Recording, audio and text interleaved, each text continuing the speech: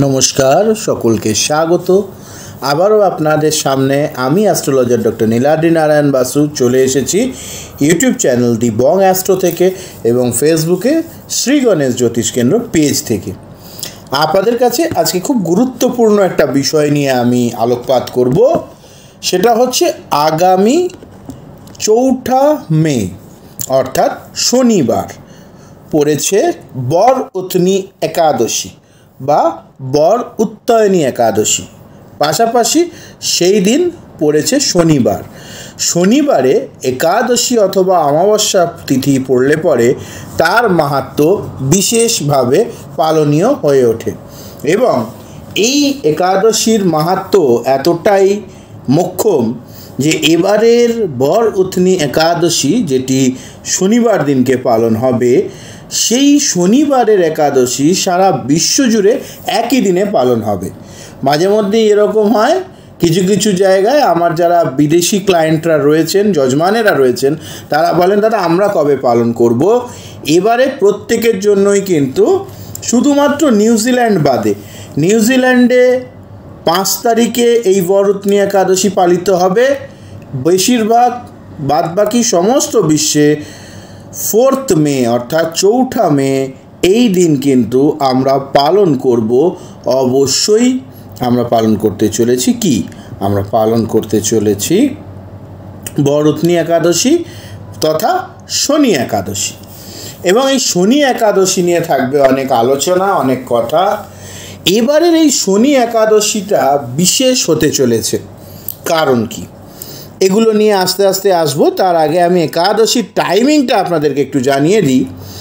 দশমী থাকছে, অবশ্যই এই সময় দশমীটা আপনারা পাবেন নিশ্চিতরূপে। এই ব্যাপারগুলো আপনাদের খুব জানা প্রয়োজন এবং তার পাশাপাশি আরও একটা বিষয় খেয়াল করা প্রয়োজন যে দশমীর পরে যেহেতু একাদশী তিথি আসে, তাই জন্য আমাদের 3 তারিখ অর্থাৎ মে মাসের 3 তারিখ শুক্রবার 11:24 রাত্রি পর্যন্ত থাকছে দশমী।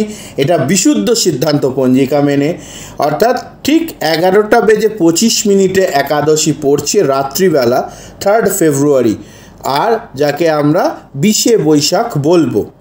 এবং 21শে বৈশাখ 4 মার্চ অর্থাৎ 4 মে 21শে বৈশাখ 4 মে থাকছে কিন্তু শনিবার একাদশী রাত্রি 8:38 পর্যন্ত। তিথির ডিটেলসটা পেয়ে গেলেন আপনারা। ফলে এই দিন যেহেতু সূর্যোদয় থেকে একাদশী তিথি পড়ছে, তাই সারা বিশ্বজুড়ে একাদশী এই দিনই পালিত হবে, শুধুমাত্র নিউজিল্যান্ড বাদে। তাহলে এটাও আপনাদের সামনে পরিষ্কার করে দিলাম। এবার আসব গ্রহ সন্নিবেশ চক্র অনুযায়ী কেন এই দিনের মাহাত্ম্য এত বেশি।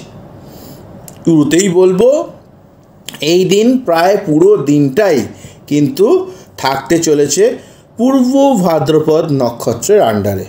বিশেষ করে পূর্ব ভাদ্রপদ নক্ষত্র এই দিন রাত্রি 10:07 পর্যন্ত থাকবে, অর্থাৎ একাদশীর পুরো টাইমটাই একটা সিঙ্গেল নক্ষত্রের মধ্যে দিয়ে যাচ্ছে।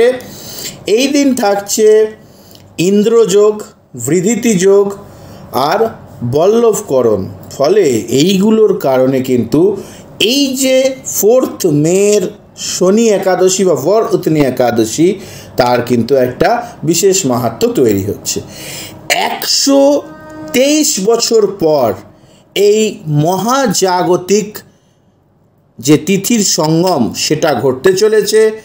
শনিবার একাদশী, কৃষ্ণপক্ষের একাদশী, বর উত্তনি একাদশী, বৈশাখ মাসের প্রথম একাদশী। ফলে এতগুলো মিল, সঙ্গে থাকছে পুরো দিন একটাই নক্ষত্র এবং সেই নক্ষত্রের ওপর দিয়ে সবটাই চলবে। সূর্য থাকছে মেষ রাশিতে এবং কুম্ভ রাশিতে, অর্থাৎ শনি গ্রহের অধিপতির রাশিতেই চন্দ্রের অবস্থান থাকছে। সূর্যের নক্ষত্র থাকছে ভরণী এবং ভরণীর প্রথম চরণে সূর্যের অবস্থান। এবং এই যে বিষয়গুলো, প্রতিটা বিষয় কিন্তু এই শনি একাদশীকে বিশেষ করেছে। আবারও বলছি, এটা 123 বছর পর এই দুর্লভ যোগ হচ্ছে এবং এই দুর্লভ যোগটা খুব ভালোভাবে যদি কাজে লাগানো যায় তাহলে পরে অবশ্যই ভালো কাজ হতেই পারে। এবার যেটা বলবো সেটা হচ্ছে অগ্নি নক্ষত্র শুরু হয়ে যাচ্ছে। অগ্নি নক্ষত্র শুরু হয়ে যাচ্ছে এই দিনই। ফলে এই অগ্নি নক্ষত্র শুরু হলে অবশ্যই কিন্তু আমরা শুভ কর্ম বা এই গ্রহ পুজোগুলো করতে পারি। এবার যেটা চলে আসবো সেটা হচ্ছে যে এই দিন আমাদের মন্দিরে বিশেষ কী হবে। আপনারা প্রত্যেকেই জানেন শ্রী শ্রী কালীমাতা উদ্যান অর্থাৎ শ্রী গণেশ জ্যোতিষ কেন্দ্র আশ্রমে যেহেতু অধিষ্ঠাত্রী দেবী হচ্ছেন মা শ্রী শ্রী মা দক্ষিণা কালিকা, আর দক্ষিণা কালিকাই হচ্ছেন শ্রী শ্রী শনিদেবের অধিষ্ঠাত্রী দেবী, তাই এই দিন আমাদের মন্দিরে বিশেষ উৎসব পালিত হবে এবং আপনাদের শনি গ্রহজনিত, রাহু গ্রহজনিত এবং তার পাশাপাশি কেতু গ্রহজনিত যাবতীয় সমস্যার আমরা সমাধান করব, প্রতিকারের পুজো করব। কাল সর্পদোষ, মঙ্গল দোষ খণ্ডনের জন্য যাদের লাইফে সমস্যা চলছে তারা দেরি না করে অতি সত্বর স্ক্রিনে দেওয়া নাম্বারে যোগাযোগ করে নেবেন।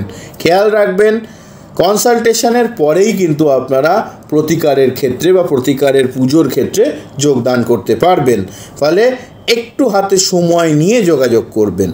পরবর্তীতে যে বিষয়টা বলবো সেটা হচ্ছে এটার পাশাপাশি যাদের জীবনে শনির সাড়ে সাতি, কণ্টকা শনি, শনির দশা, শনি আড়াইয়া বা শনির অন্তর্দশা চলছে তাদের জন্যও কিন্তু এই শনি একাদশীর বিশেষ তিথি পুজো খুব ভালো কাজে দেবে এবং বরুথিনী একাদশীর একটা বিশেষ মাহাত্ম্য রয়েছে। ফলে আবার 123 বা 125 বছর পর এই ধরনের যোগ তৈরি হবে। তাই এই যোগের শুভ রেজাল্ট তোলবার চেষ্টা করুন, এগিয়ে চলুন। আর যারা মন্দিরে এসে পুজো দিতে চাইছেন তাদের সাদর আমন্ত্রণ রইল।